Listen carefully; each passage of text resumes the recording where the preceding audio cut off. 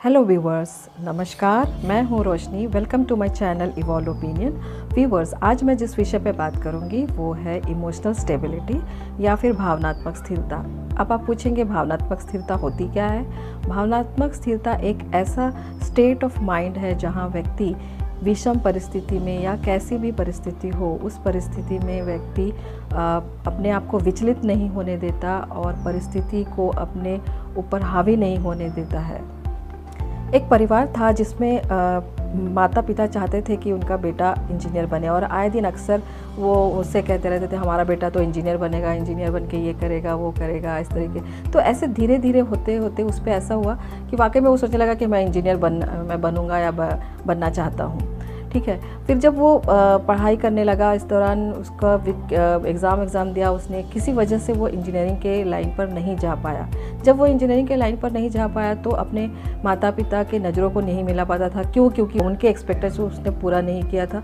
तो अक्सर वो ऐसा होता था, उनको अवॉइड करता था। जब भी पिता घर पे होते थे वो अक्सर बाहर रहता था, चुपचाप आकर खाना खा के अपने रूम में सो जाना, अपने तरफ ध्यान नहीं देना या फिर अपने आप को कैसे भी रखना कि वो अपने आप को दूर दूर रखने लगा, अवॉइड करने लगा, जिसकी वजह से वो कुछ गलत संगत में चला गया और माता पिता को फेस नहीं करता था। उनके एक्सपेक्टेशंस को फुलफ़िल नहीं करने की वजह से उसको गिल्टी फील होता था और इसी तरीके से उसने गलत चीज़ों पे अपना जो way to ventilate his emotions वो खोजने लग गया।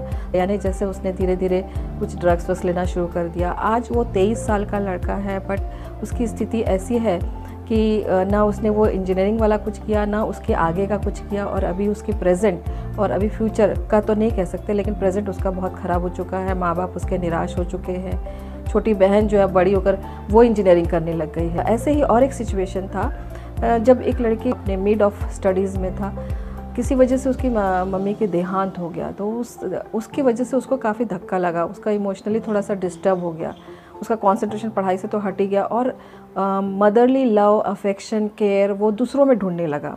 कहीं सोचता, अगर कोई उसको बोल देता था भैया आप खाना ठीक से खा लेना, टाइम पे खा लेना, उसको उसमें ही बहुत अच्छा लगता था। वो इस तरीके के अफेक्शन को सीख करता था दूसरों में, जो पहले उसकी मम्मी उसको दिया करती थी।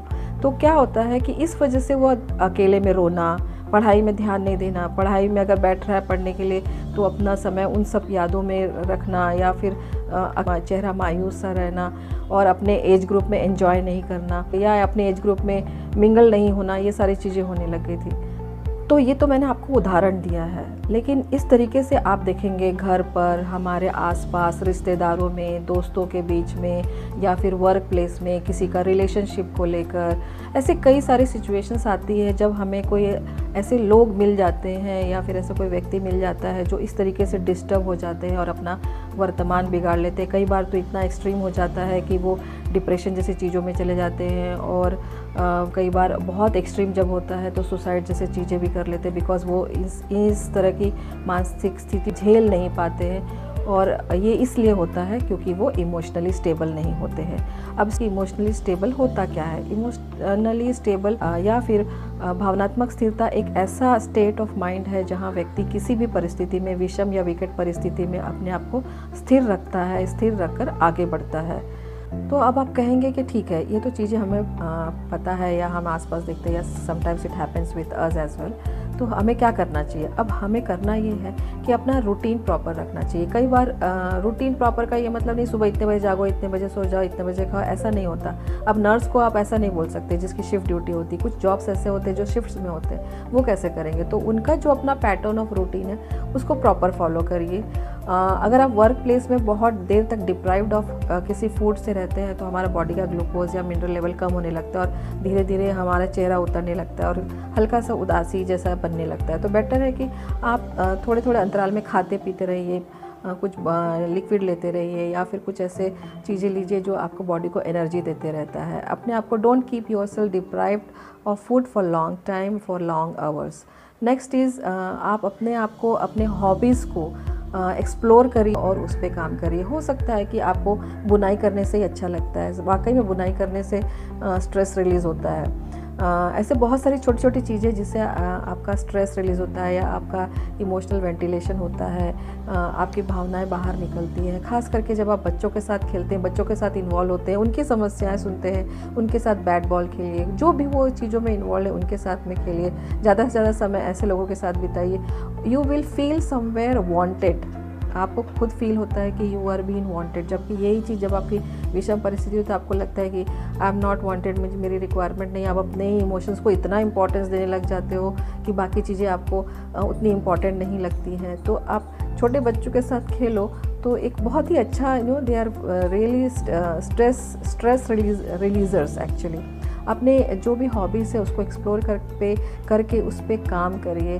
अपने आप को थोड़ा सा टाइम दीजिए, लोगों से मिलने जुलने का काम करिए। Don't try to be alone और अकेले में अपने ही चीज़ों में गुथे हुए। सोशलाइज करिए। हो सकता है आपको गेम खेलना अच्छा लगता होगा, कार्टून देखना अच्छा लगता हो, ऐसे कोई भी काम जिससे आपको खुशी मिलती है, आपको उसको देखने या करने से हंसी आती है, तो वो काम करिए। मान लीजिए आपको लगता है कोई एडवेंचर करिए। आप साल में कुछ दिन यानी 10 से 15 दिन अपने आप को अपने नॉर्मल जो पैटर्न ऑफ लिविंग है उससे हटकर काम करिए। जैसे मान लीजिए आप कोई माउंटेनियरिंग के लिए जा रहे हैं, हाइकिंग के लिए जा रहे हैं, अपने आप को कोई फिज़िकल एक्टिविटी में इन्वॉल्व रखिए, चाहे आपका जो भी शौक़ हो, लाइक मे बी साइकिलिंग, आप रनिंग करिए, या फिर कोई जिम जाते हो तो जिम जाइए। अपने आप को इस तरीके से फिज़िकली फिट तो रखना ही है, आपको थकाने वाला काम करेगा, आपको इन्वॉल्व करेगा फिज़िकली। नेक्स्ट इज़ आपके वो लिस्ट में है कि आप कभी ना कभी ये काम करोगे या ऐसा आपको करने की इच्छा है या करना चाहते हैं, तो वो सब चीज़ों को करिए। इससे होता क्या है कि हम कहीं ना कहीं बाकी जो हमारे जो पर्सनली जो हमारे इमोशंस है उसको उतना तवज्जो नहीं देते। अक्सर क्या होता है कि हम अपने ही इमोशंस को बहुत ज़्यादा तवज्जो देने की वजह से उसके गहराइयों में चले जाते हैं और फिर उसका एनालिसिस एंड सेल्फ एनालिसिस, फिर उसके पे थॉट्स वगैरह करने लग जाते हैं, विच विल स्टॉप। इन सब एक्टिविटीज़ से होता है क्या है कि आप अपने आप को कहीं ना कहीं फिज़िकली एंगेज कर रहे हैं। उससे होता क्या है कि आप जो आपके अकेले रहकर जो इमोशनल थॉट्स को जो इतना वैल्यू दे रहे थे वो नहीं दोगे, उसको इतना sometimes you don't require to. So emotional stability या अनस्टेबिलिटी हर किसी व्यक्ति के लाइफ के एक पार्ट है, लेकिन इससे उबरना हमें बहुत ज़रूरी है। अगर हम ऐसा नहीं करते हैं तो हमारा वर्तमान और हमारा साथ ही साथ हमारा भविष्य भी बिगड़ जाता है। कई बार व्यक्ति बहुत अलग ही दिशा में चले जाता है, लेकिन अगर हम इमोशनल स्टेबल होते हैं तो हम अपना वर्तमान और भविष्य सुधार सकते हैं। हम अपनी सोच, इच्छाओं को और चाहतों को सिर्फ किसी एक चीज़ तक लाकर सीमित कर देते, जबकि आसपास बहुत सारी चीज़ें हैं जिससे कि हम अपने आप को संवार सकते हैं। काश वह 23 साल का लड़का अगर बच्चों के साथ खेलता, उठता, बैठता, या फिर उनको ट्यूशन पढ़ाने लग जाता, उनसे बातें करता, उनकी समस्याएं सुनता, तो उसको कहीं ना कहीं ये फील होता कि अरे मैं भी कुछ हूँ, मैं भी कुछ कर सकता हूँ। सिर्फ एक चीज़ मैंने नहीं किया तो क्या हुआ, बाकी दूसरी चीज़ें भी तो हैं जिसमें मुझे लोग चाहते हैं, मुझे पसंद करते हैं या मेरी ज़रूरत है। बड़े बुजुर्गों के साथ बैठता, उनकी बातें सुनता, तो उसे बहुत अच्छा लगता। उसे कहीं ना कहीं ये लगता कि हाँ मेरी ज़रूरत है, मेरी ज़रूरत कहीं और भी है, सिर्फ वही करने से मेरा काम होता या वो करने से ही मैं ज़िंदगी की हर चीज़ हासिल कर लेता। ऐसा कोई ज़रूरी नहीं है। आपको बहुत सारे मौके मिलते हैं, हम सिर्फ उसको देखते नहीं, हम अपना सोच कहीं लाकर सीमित कर देते हैं। तो आज के लिए बस इतना ही। मिलते हैं अगले वीडियो में एक नए विषय के साथ में। तब तक के लिए टेक केयर। नमस्कार।